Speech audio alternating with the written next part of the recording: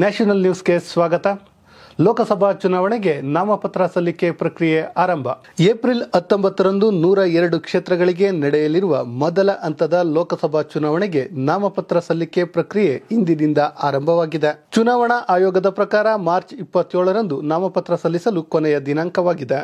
March 28ರಂದು ನಾಮಪತ್ರಗಳ ಪರಿಶೀಲನೆ ನಡೆಯಲಿದ್ದು, ಮಾರ್ಚ್ 30ರಂದು ನಾಮಪತ್ರ ಹಿಂಪಡೆಯಲು ಕೊನೆಯ ದಿನವಾಗಿದೆ. ಜೂನ್ 4ರಂದು ಮತ ಎಣಿಕೆ ನಡೆಯಲಿದೆ. ಬಿಹಾರದ ಲೋಕಸಭಾ ಸ್ಥಾನಗಳಿಗೆ ನಾಮಪತ್ರ ಸಲ್ಲಿಸಲು ಕೊನೆಯ ದಿನಾಂಕ ಮಾರ್ಚ್ 28 ಆಗಿದೆ. ಬಿಹಾರದ 40 ಕ್ಷೇತ್ರಗಳಲ್ಲಿ 4 ಕ್ಷೇತ್ರಗಳಿಗೆ ಮತದಾನ ಮೊದಲ ಹಂತದಲ್ಲಿ ನಡೆಯಲಿದೆ. ಬಿಹಾರದಲ್ಲಿ ನಾಮಪತ್ರ ಪರಿಶೀಲನೆ ಮಾರ್ಚ್ 30ರಂದು ನಡೆಯಲಿದ್ದು, ನಾಮಪತ್ರ ಹಿಂಪಡೆಯಲು ಕೊನೆಯ ದಿನಾಂಕ ಏಪ್ರಿಲ್ 2 ಆಗಿದೆ.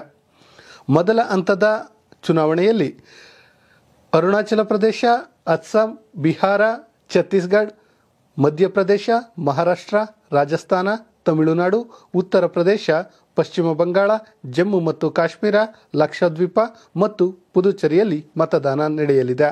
ಮಹುವಾ ಮೊಹಿತ್ರಾ ಹೆಚ್ಚಿದ ಸಂಕಷ್ಟ. ಪ್ರಶ್ನೆಗಾಗಿ ಕಾಸು ಪ್ರಕರಣವನ್ನು ಸಿಬಿಐಗೆ ವಹಿಸಿದ ಲೋಕ್ಪಾಲ್. ಟಿಎಂಸಿ ಸಂಸದೆ ಮಹುವಾ ಮೊಹಿತ್ರಾಗೆ ಸಂಕಷ್ಟ ಮತ್ತಷ್ಟು ಹೆಚ್ಚಾಗಿದೆ. ಮಹುವಾ ವಿರುದ್ಧದ ಪ್ರಶ್ನೆಗಾಗಿ ಕಾಸು ಪ್ರಕರಣದ ತನಿಖೆ ನಡೆಸಿ 6 ತಿಂಗಳೊಳಗೆ ವರದಿ ಸಲ್ಲಿಸುವಂತೆ ಲೋಕ್ಪಾಲ್ ಇಂದು ಕೇಂದ್ರೀಯ ತನಿಖಾ ದಳ ಸಿಬಿಐಗೆ ಸೂಚಿಸಿದೆ.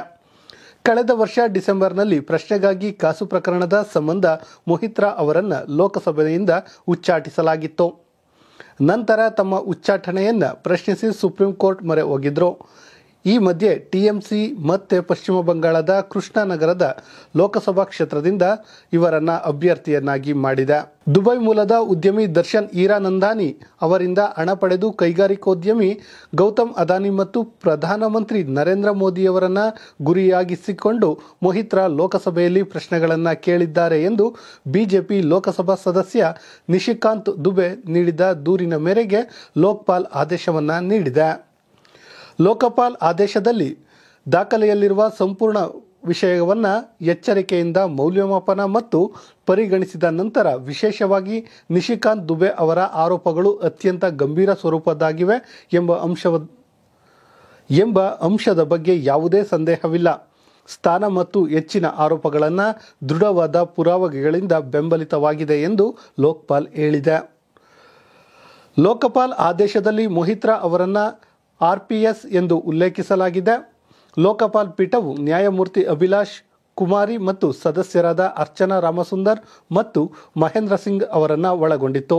ದೂರಿನಲ್ಲಿ ಮಾಡಿರುವಂತಹ ಆರೋಪಗಳ ಎಲ್ಲ ಅಂಶಗಳ ಬಗ್ಗೆ ತನಿಖೆ ನಡೆಸುವಂತೆ ಮತ್ತು ಆ ಆದೇಶದ ಸ್ವೀಕೃತಿಯ ದಿನಾಂಕವನ್ನು 6 ತಿಂಗಳ ಒಳಗಾಗಿ ತನಿಖಾ ವರದಿಯನ್ನು ಮತ್ತು ಪ್ರತಿಯನ್ನು ಸಲ್ಲಿಸುವಂತೆ ಸಿಬಿಐಗೆ ನಿರ್ದೇಶಿಸಿದೆ. ಬಿಜೆಪಿಯಿಂದ ಟಿಕೆಟ್ ಕೈತಪ್ಪಿದ್ರೆ ವರುಣ್ ಗಾಂಧಿ ಸ್ವತಂತ್ರ ಅಭ್ಯರ್ಥಿಯಾಗಿ ಸ್ಪರ್ಧೆ. ಬಿಜೆಪಿಯು ಟಿಕೆಟ್ ನಿರಾಕರಿಸಿದ್ರೆ ವರುಣ್ ಗಾಂಧಿ ಲೋಕಸಭಾ ಚುನಾವಣೆಯಲ್ಲಿ ಸ್ವತಂತ್ರ ಅಭ್ಯರ್ಥಿಯಾಗಿ ಸ್ಪರ್ಧಿಸುವ ಸಾಧ್ಯತೆ ಇದೆ ಎನ್ನಲಾಗಿದೆ. ಪಿಲಿಭಿತ್ ಕ್ಷೇತ್ರದಿಂದ ಸ್ಪರ್ಧಿಸಲು ಬಿಜೆಪಿ ಟಿಕೆಟ್ ನೀಡದಿದ್ದರೆ ಸ್ವತಂತ್ರ ಅಭ್ಯರ್ಥಿಯಾಗಿ ಲೋಕಸಭಾ ಚುನಾವಣೆಯಲ್ಲಿ ಸ್ಪರ್ಧಿಸಬಹುದು ಎಂದು ಮೂಲಗಳು ತಿಳಿಸಿವೆ. 2019ರ ಲೋಕಸಭಾ ಚುನಾವಣೆಯಲ್ಲಿ ವರುಣ್ ಗಾಂಧಿ ಪಿಲಿಭಿತ್ ಕ್ಷೇತ್ರದಿಂದ ಸ್ಪರ್ಧಿಸಿ 3ನೇ ಅವಧಿಗೆ ಗೆಲುವು ಸಾಧಿಸಿದ್ರು. ಲೋಕಸಭಾ ಚುನಾವಣೆಗೆ ಬಿಜೆಪಿ ಇದುವರೆಗೂ ಅಂಬೇಡ್ಕರ್ ನಗರದಿಂದ ಬಿಎಸ್ಪಿ ಮಾಜಿ ಸಂಸದ ರಿತೇಶ್ ಪಾಂಡೆ ಅವರನ್ನು ಕಣಕ್ಕಿಳಿಸಿದರೆ, ಹೇಮಮಾಲಿನಿ, ರವಿಕಿಶನ್, ಅಜಯ್ ಮಿಶ್ರಾ ತೇನಿ, ಮಹೇಶ್ ಶರ್ಮಾ, ಎಸ್ಪಿಎಸ್ ಬಘೇಲ್ ಮತ್ತು ಸಾಕ್ಷಿ ಮಹಾರಾಜ್ ಅವರನ್ನು ಸ್ಥಾನಗಳಿಂದ ಪುನರಾವರ್ತನೆಯಾಗುತ್ತಿವೆ. ಪ್ರಧಾನಿ ನರೇಂದ್ರ ಮೋದಿ ತಮ್ಮ ಲೋಕಸಭಾ ಕ್ಷೇತ್ರವಾದ ವಾರಾಣಸಿಯಿಂದ, ಕೇಂದ್ರ ರಕ್ಷಣಾ ಸಚಿವ ರಾಜನಾಥ್ ಸಿಂಗ್ ಲಕ್ನೋದಿಂದ ಮತ್ತು ಕೇಂದ್ರ ಸಚಿವೆ ಸ್ಮೃತಿ ಇರಾನಿ ಅಮೇಥಿಯಿಂದ ಸ್ಪರ್ಧಿಸಲಿದ್ದಾರೆ. ಏತನ್ಮಧ್ಯೆ ಕೋರ್ ಕಮಿಟಿ ವರುಣ್ ಗಾಂಧಿ ಅವರಿಗೆ ಟಿಕೆಟ್ ನೀಡದಿರುವುದನ್ನು ರಾಜ್ಯ ಮಟ್ಟದ ಎಲ್ಲ ಬಿಜೆಪಿ ನಾಯಕರು ವಿರೋಧಿಸಿದ್ದಾರೆ.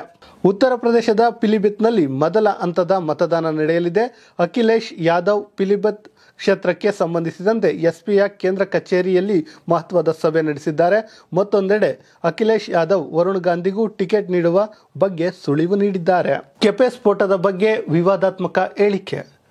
ತಮಿಳಿಗರ ಕ್ಷಮೆ ಕೇಳಿದ ಶೋಭಾ ಕರಂದ್ಲಾಜೆ. ಬೆಂಗಳೂರಿನ ರಾಮೇಶ್ವರಂ ಕೆಫೆಯಲ್ಲಿ ಮಾರ್ಚ್ 1ರಂದು ನಡೆದ ಸ್ಫೋಟದಲ್ಲಿ ಭಾಗಿಯಾಗಿರುವ ಶಂಕಿತ ಆರೋಪಿ ತಮಿಳುನಾಡಿನವರು ಎಂದು ಹೇಳಿಕೆ ನೀಡಿದ ಕೆಲವೇ ಗಂಟೆಗಳಲ್ಲಿ ಕೇಂದ್ರ ಸಚಿವೆ ಶೋಭಾ ಕರಂದ್ಲಾಜೆ ಕ್ಷಮೆ ಯಾಚಿಸಿದ್ದಾರೆ. ತಮಿಳುನಾಡಿನ ಜನತೆಯ ಕ್ಷಮೆ ಕೋರಿ ಸಾಮಾಜಿಕ ಜಾಲತಾಣದಲ್ಲಿ ಎಕ್ಸ್ನಲ್ಲಿ ಪೋಸ್ಟ್ ಹಂಚಿಕೊಂಡಿರುವ ಅವರು, ನನ್ನ ಮಾತುಗಳು ಪ್ರಕರಣದ ಬಗ್ಗೆ ಬೆಳಕು ಚೆಲ್ಲುವ ಉದ್ದೇಶ ಇದ್ದವೇ ಹೊರತು ಆರೋಪ ಹೊರಿಸುವ ಆಶಯ ಇರಲಿಲ್ಲ ಎಂದು ನಾನು ಸ್ಪಷ್ಟಪಡಿಸಲು ಬಯಸುತ್ತೇನೆ. ಆದರೂ ನನ್ನ ಹೇಳಿಕೆಗಳು ಕೆಲವರಿಗೆ ನೋವು ತಂದಿರುವುದನ್ನು ಗಮನಿಸಿದ್ದೇನೆ. ಅದಕ್ಕಾಗಿ ನಾನು ಕ್ಷಮೆ ಯಾಚಿಸುತ್ತೇನೆ. ನನ್ನ ಟೀಕೆಗಳು ರಾಮೇಶ್ವರಂ ಕೆಫೆ ಸ್ಫೋಟಕ್ಕೆ ಸಂಬಂಧಿಸಿದ ಕೃಷ್ಣಗಿರಿ ಅರಣ್ಯದಲ್ಲಿ ತರಬೇತಿ ಪಡೆದವರ ಬಗ್ಗೆ ಹೇಳಿರುವುದಾಗಿತ್ತು. ತಮಿಳುನಾಡಿನ ಎಲ್ಲರಿಗೂ ನನ್ನ ಹೃದಯದಿಂದ ಕ್ಷಮೆ ಕೇಳುತ್ತೇನೆ.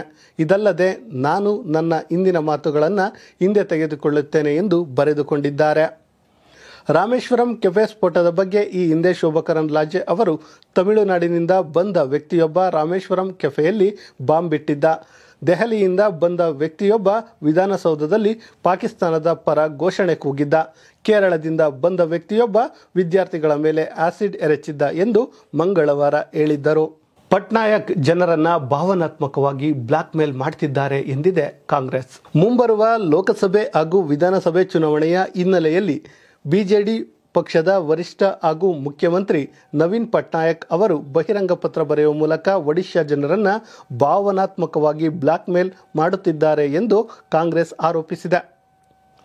ರಾಜ್ಯದ ಜನತೆ ಇನ್ನೂ 10 ವರ್ಷಗಳ ಕಾಲ ಬಿಜೆಡಿಯ ಪಕ್ಷವನ್ನು ಆಯ್ಕೆ ಮಾಡುವಂತೆ ಬಹಿರಂಗ ಪತ್ರ ಬರೆದಿರುವ ನವೀನ್ ಪಟ್ನಾಯಕ್ ವಿರುದ್ಧ ಒಡಿಶಾ ಪ್ರದೇಶ ಕಾಂಗ್ರೆಸ್ ಸಮಿತಿ ಒಪಿಸಿಸಿ ಅಧ್ಯಕ್ಷ ಶರತ್ ಪಟ್ನಾಯಕ್ ವಾಗ್ದಾಳಿ ನಡೆಸಿದ್ದಾರೆ. ಬಿಜೆಡಿ ಸರ್ಕಾರ ತನ್ನ 24 ವರ್ಷಗಳ ಆಡಳಿತದಲ್ಲಿ ರೈತರ ಆದಾಯವನ್ನು ಹೆಚ್ಚಿಸುವಲ್ಲಿ ವಿಫಲವಾಗಿದೆ. ರಾಜ್ಯದ ರೈತರ ಆದಾಯವು ತಿಂಗಳಿಗೆ 5,000ಕ್ಕಿಂತಲೂ ಕಡಿಮೆಯಾಗಿದೆ. ಹೊರಗಿನವರು ಪ್ರಮುಖ ಟೆಂಡರ್ಗಳನ್ನು ಕಸಿದುಕೊಳ್ಳುತ್ತಿದ್ದಾರೆ. ಈ ಮೂಲಕ ಒಡಿಶಾದ ಕೋಟ್ಯಾಂತರ ರೂಪಾಯಿ ಲೂಟಿ ಮಾಡುತ್ತಿದ್ದಾರೆ ಎಂದು ಕಿಡಿಕಾರಿದ್ದಾರೆ. ಬಹುಕೋಟಿ ಗಣಿ ಹಗರಣ ಹಾಗೂ ಚಿಟ್ ಫಂಡ್ ಹಗರಣಕ್ಕೆ ಸೇರಿದಂತೆ ಭ್ರಷ್ಟಾಚಾರದಲ್ಲಿ ಬಿಜೆಡಿ ಮುಳುಗಿದೆ. ರಾಜ್ಯ ಸರ್ಕಾರವನ್ನು ಕೇಂದ್ರ ಸರ್ಕಾರ ರಕ್ಷಿಸುತ್ತಿದೆ. ಈ ಕಾರಣದಿಂದಲೇ ಯಾವುದೇ ಸಿಬಿಐ ಇಡಿ ದಾಳಿಗಳ ಭಯವಿಲ್ಲ ಎಂದು ಶರತ್ ಪಟ್ನಾಯಕ್ ಕಿಡಿಕಾರಿದ್ದಾರೆ. ಕಾಂಗ್ರೆಸ್ ಆರೋಪಕ್ಕೆ ಪ್ರತಿಕ್ರಿಯಿಸಿದ ಹಿರಿಯ ಬಿಜೆಡಿ ನಾಯಕ ಸುಧೀರ್ ಸಮಾಲ್, ಒಡಿಶಾದಲ್ಲಿ ಕಾಂಗ್ರೆಸ್ ಅಧಿಕಾರದಲ್ಲಿದ್ದಾಗ ಆಗಿರುವಂತಹ ಅಭಿವೃದ್ಧಿ ಕೆಲಸಗಳು ಹಾಗೂ ಬಿಜೆಡಿ ಸರ್ಕಾರ ಮಾಡಿರುವ ಅಭಿವೃದ್ಧಿ ಯೋಜನೆಗಳ ಬಗ್ಗೆ ಜನರಿಗೆ ಅರಿವಿದೆ. ಮುಖ್ಯಮಂತ್ರಿ ನವೀನ್ ಪಟ್ನಾಯಕ್ ಅವರು ರಾಜ್ಯದ ಜನರನ್ನು ತಮ್ಮ ಕುಟುಂಬದ ಸದಸ್ಯರಂತೆ ಪರಿಗಣಿಸಿದ್ದಾರೆ ಹಾಗೂ ಸಮಾಜದ ಎಲ್ಲ ವರ್ಗದವರನ್ನು ಒಂದೇ ರೀತಿ ಕಾಣ್ತಿದ್ದಾರೆ ಎಂದಿದ್ದಾರೆ. ಲೋಕಸಭಾ ಚುನಾವಣೆಗೆ 21 ಅಭ್ಯರ್ಥಿಗಳ ಹೆಸರು ಪ್ರಕಟಿಸಿದ ಡಿಎಂಕೆ. ತಮಿಳುನಾಡಿನಲ್ಲಿ ಲೋಕಸಭಾ ಚುನಾವಣೆಗೆ ಆಡಳಿತಾರೂಢ ಡಿಎಂಕೆ 21 ಅಭ್ಯರ್ಥಿಗಳ ಮೊದಲ ಪಟ್ಟಿಯನ್ನು ಬುಧವಾರ ಬಿಡುಗಡೆ ಮಾಡಿದೆ. ಹಾಲಿ ಸಂಸದರಾದ ಕನ್ನಿಮೋಳೆ, ಟಿಆರ್ ಬಾಲು, ಆರ್ ರಾಜಾ ಅವರಿಗೆ ಮತ್ತೆ ಸ್ಪರ್ಧಿಸಲು ಡಿಎಂಕೆ ಅವಕಾಶವನ್ನು ನೀಡಿದೆ. ಉಳಿದ 18 ಸ್ಥಾನಗಳನ್ನು ಮಿತ್ರ ಪಕ್ಷಗಳಾದ ಕಾಂಗ್ರೆಸ್ ಮತ್ತು ಎಡಪಕ್ಷಗಳಿಗೆ ನೀಡಿದೆ. 21 ಅಭ್ಯರ್ಥಿಗಳ ಪೈಕಿ 11 ಹೊಸ ಮುಖಗಳಿಗೆ ಡಿಎಂಕೆ ಅವಕಾಶ ಕಲ್ಪಿಸಿದೆ. ಇದೇ ವೇಳೆ ಚುನಾವಣೆಗಾಗಿ ಡಿಎಂಕೆ ತನ್ನ ಪ್ರಣಾಳಿಕೆಯನ್ನು ಬಿಡುಗಡೆ ಮಾಡಿತ್ತು. ಇನ್ನು ಎಐಡಿಎಂಕೆ ಕೂಡ 16 ಅಭ್ಯರ್ಥಿಗಳ ಮೊದಲ ಪಟ್ಟಿಯನ್ನು ಬಿಡುಗಡೆ ಮಾಡಿದೆ. ಎಐಡಿಎಂಕೆಯ ಪ್ರಧಾನ ಕಾರ್ಯದರ್ಶಿ ಪಳನಿಸ್ವಾಮಿ ಬಿಡುಗಡೆ ಮಾಡಿದ ಪಟ್ಟಿಯಲ್ಲಿ ಮಾಜಿ ಸಂಸದ ಜಯವರ್ಧನ್, ಮಾಜಿ ಶಾಸಕ ಸರವಣ್ ಸೇರಿದಂತೆ ಪಕ್ಷದ ಹಿರಿಯ ನಾಯಕರ ಹೆಸರುಗಳು ಇವೆ. ರಾಜ್ಯದ ಒಟ್ಟು 39 ಲೋಕಸಭಾ ಸ್ಥಾನಗಳಿಗೆ ಏಪ್ರಿಲ್ 19ರಂದು ಚುನಾವಣೆ ನಡೆಯಲಿದೆ. ಸೆಮಿಕಂಡಕ್ಟರ್ ಉತ್ಪಾದನೆ ಅಸ್ಸಾಮನ್ನು ವಿಶ್ವದ ಭೂಪಟದಲ್ಲಿ ಇರಿಸಲಿದೆ ಎಂದ ಟಾಟಾ. ಸೆಮಿಕಂಡಕ್ಟರ್ ಉತ್ಪಾದನೆಯು ಅಸ್ಸಾಂ ರಾಜ್ಯವನ್ನು ವಿಶ್ವ ಭೂಪಟದಲ್ಲಿ ಇರಿಸಲಿದೆ ಎಂದು ಕೈಗಾರಿಕೋದ್ಯಮಿ ರತನ್ ಟಾಟಾ ಹೇಳಿದ್ದಾರೆ. ಬಹು ನಿರೀಕ್ಷಿತ ಅಸ್ಸಾಂನ ಜೋಗಿ ರೋಡ್ನ ಸೆಮಿಕಂಡಕ್ಟರ್ ಘಟಕಕ್ಕೆ ಟಾಟಾ ಸಂಸ್ಥೆಯು 27,000 ಕೋಟಿ ಹೂಡಿಕೆ ಮಾಡುತ್ತಿದೆ. ಈಗ ಮಾಡಲಾಗುತ್ತಿರುವ ಹೂಡಿಕೆಯು ಅಸ್ಸಾಂನ ರಾಜ್ಯದಲ್ಲಿರುವ ಸಂಕೀರ್ಣ ಕ್ಯಾನ್ಸರ್ ಚಿಕಿತ್ಸೆಯಲ್ಲಿ ಬದಲಾವಣೆ ತರುತ್ತದೆ. ಅಸ್ಸಾಂ ರಾಜ್ಯದ ಒಡಂಬಡಿಕೆಯಲ್ಲಿ ಟಾಟಾ ಸಮೂಹದ ಹೂಡಿಕೆಯು ಅತ್ಯಾಧುನಿಕ ಸೆಮಿಕಂಡಕ್ಟರ್ಗಳ ಉತ್ಪಾದನೆಯಲ್ಲಿ ಅಸ್ಸಾಂ ರಾಜ್ಯವನ್ನು ಪ್ರಮುಖ ಸ್ಥಾನದಲ್ಲಿ ನಿಲ್ಲಿಸಲಿದೆ ಎಂದು ಎಕ್ಸ್ ಖಾತೆಯಲ್ಲಿ ಪೋಸ್ಟ್ ಮಾಡಿರುವಂತಹ ರತನ್ ಟಾಟಾ ತಾವು ಅಸ್ಸಾಂ ಸಿಎಂ ಹೇಮಂತ್ ಬಿಸ್ವಾ ಶರ್ಮಾ, ಟಾಟಾ ಸನ್ಸ್ ಮುಖ್ಯಸ್ಥ ಎನ್ ಚಂದ್ರಶೇಖರನ್ ಇರುವಂತಹ ಚಿತ್ರಗಳನ್ನು ಅವರು ಹಂಚಿಕೊಂಡಿದ್ದಾರೆ. ಅಸ್ಸಾಂ ಸರ್ಕಾರದ ಒಡಂಬಡಿಕೆಯಲ್ಲಿ ಟಾಟಾ ಸಮೂಹವು ಅಸ್ಸಾಂನಲ್ಲಿ ಈಗಾಗಲೇ ಹಲವು ಆಸ್ಪತ್ರೆಗಳನ್ನು ನಿರ್ಮಿಸಿದೆ. ಈ ಹೊಸ ಬೆಳವಣಿಗೆಯು ಅಸ್ಸಾಂ ರಾಜ್ಯವನ್ನು ವಿಶ್ವದ ಭೂಪಟದಲ್ಲಿ ಇರಿಸಲಿದೆ. ಅಸ್ಸಾಂ ಸಿಎಂ ಹೇಮಂತ್ ಬಿಸ್ವಾ ಶರ್ಮಾ ಅವರ ಬೆಂಬಲ ಮತ್ತು ದೂರದೃಷ್ಟಿ ಇವೆಲ್ಲವನ್ನ ಸಾಧ್ಯವಾಗಿಸಿದೆ. ಅವರಿಗೆ ಅಭಿನಂದನೆಗಳು ಎಂದು ಟಾಟಾ ಹೇಳಿದ್ದಾರೆ. ಅರುಣಾಚಲ ಪ್ರದೇಶ ನನ್ನದು ಎಂದ ಚೀನಾಕ್ಕೆ ತಿರುಗೇಟು ನೀಡಿದ ಕೇಂದ್ರ ಸಚಿವ ಕಿರಣ್ ರಿಜಿಜು. ಅರುಣಾಚಲ ಪ್ರದೇಶವು ತನ್ನದು ಎಂದು ಹೇಳಿರುವಂತಹ ಚೀನಾಗೆ ಕೇಂದ್ರ ಭೂವಿಜ್ಞಾನ ಸಚಿವ ಕಿರಣ್ ರಿಜಿಜು ತಿರುಗೇಟು ನೀಡಿದ್ದಾರೆ. ಅರುಣಾಚಲ ಪ್ರದೇಶಕ್ಕೂ ಚೀನಾಗೂ ಐತಿಹಾಸಿಕವಾಗಿ ಯಾವುದೇ ಸಂಬಂಧವಿಲ್ಲ, ಇದು ಭಾರತದ ಅವಿಭಾಜ್ಯ ಅಂಗ ಅಂತ ಸ್ಪಷ್ಟಪಡಿಸಿದ್ದಾರೆ. ಚೀನಾ ಸೇನೆಯು ಅರುಣಾಚಲ ಪ್ರದೇಶ ಚೀನಾದ ಸ್ವಾಭಾವಿಕ ಭೂಪ್ರದೇಶ ಎಂದು ಇತ್ತೀಚೆಗೆ ಹೇಳಿತು. ಈಶಾನ್ಯ ಭಾರತದ ರಾಜ್ಯವಾಗಿರುವ ಇಲ್ಲಿಗೆ ಪ್ರಧಾನಿ ನರೇಂದ್ರ ಮೋದಿಯವರು ಕೆಲ ದಿನಗಳ ಹಿಂದೆ ಭೇಟಿ ನೀಡಿದ್ದ ಬಗ್ಗೆ ತಕರಾರು ಎತ್ತಿತ್ತು ಚೀನಾ. ಈ ಸಂಬಂಧ ರಿಜಿಜು ಪ್ರತಿಕ್ರಿಯಿಸಿದ್ದಾರೆ. ಮಾಧ್ಯಮಗಳೊಂದಿಗೆ ಮಾತನಾಡಿರುವ ಅವರು, ಐತಿಹಾಸಿಕವಾಗಿ ನಾವು ಚೀನಾದೊಂದಿಗೆ ಯಾವುದೇ ರೀತಿಯ ಸಂಬಂಧವನ್ನು ಹೊಂದಿಲ್ಲ. ಅರುಣಾಚಲ ಪ್ರದೇಶ ಭಾರತದ್ದು ಎಂಬುದರಲ್ಲಿ ಯಾವುದೇ ಸಂಶಯವಿಲ್ಲ. ನಮ್ಮ ರಾಜ್ಯವನ್ನು ಚೀನಾ ತನ್ನದು ಎಂದು ಹೇಳಿಕೊಂಡಿರುವುದರಿಂದ ವಾಸ್ತವ ಬದಲಾಗದು. ನಮ್ಮ ನಿಲುವು ಸ್ಪಷ್ಟವಾಗಿದೆ. ಅರುಣಾಚಲ ಪ್ರದೇಶ ಭಾರತದ್ದು. ನಮ್ಮ ಪ್ರದೇಶವನ್ನು ಅಭಿವೃದ್ಧಿಪಡಿಸುವ ಸಾರ್ವಭೌಮ ಹಕ್ಕು ನಮಗಿದೆ. ಅದನ್ನು ಪ್ರಶ್ನಿಸಲು ಯಾರಿಂದಲೂ ಸಾಧ್ಯವಿಲ್ಲ ಎಂದಿದ್ದಾರೆ. ಲೋಕಸಭೆಯಲ್ಲಿ ಅರುಣಾಚಲ ಪಶ್ಚಿಮ ಕ್ಷೇತ್ರವನ್ನು ಪ್ರತಿನಿಧಿಸುವಂತಹ ರಿಜಿಜು ಅರುಣಾಚಲ ಪ್ರದೇಶಕ್ಕೆ ಮೋದಿ ಭೇಟಿ ನೀಡಿದ್ದನ್ನು ಚೀನಾ ವಿರೋಧಿಸಿರುವುದಕ್ಕೆ ತಿರುಗೇಟು ನೀಡಿದ್ದಾರೆ. ರಾಜ್ಯವು ಭಾರತದ ಅವಿಭಾಜ್ಯ ಅಂಗವಾಗಿದೆ. ಇಲ್ಲಿನ ಯಾವುದೇ ಭಾಗಕ್ಕೆ ಪ್ರಧಾನಿ ಮೋದಿ ಮಾತ್ರವಲ್ಲ, ಕೇಂದ್ರ ಸರ್ಕಾರದ ಯಾವುದೇ ಸಂಸ್ಥೆ, ದೇಶದ ಯಾವೊಬ್ಬ ನಾಗರಿಕನು ಭೇಟಿ ನೀಡಬಹುದು ಎಂದು ಒತ್ತಿ ಹೇಳಿದ್ದಾರೆ. ಚೀನಾದ ಹೇಳಿಕೆಗಳ ಬಗ್ಗೆ ತಲೆ ಕೆಡಿಸಿಕೊಳ್ಳುವುದಿಲ್ಲ ಎಂದು ಸೂಕ್ಷ್ಮವಾಗಿ ಪ್ರತಿಕ್ರಿಯಿಸಿದ್ದಾರೆ. ಇದಕ್ಕೂ ಮುನ್ನ ಚೀನಾ ಹೇಳಿಕೆಗೆ ಪ್ರತಿಕ್ರಿಯಿಸಿದ ವಿದೇಶಾಂಗ ಇಲಾಖೆ, ಅರುಣಾಚಲ ಪ್ರದೇಶವು ಹಿಂದೆ, ಈಗ ಮತ್ತು ಎಂದೆಂದಿಗೂ ಭಾರತದ್ದೇ ಎಂದು ಹೇಳಿತ್ತು.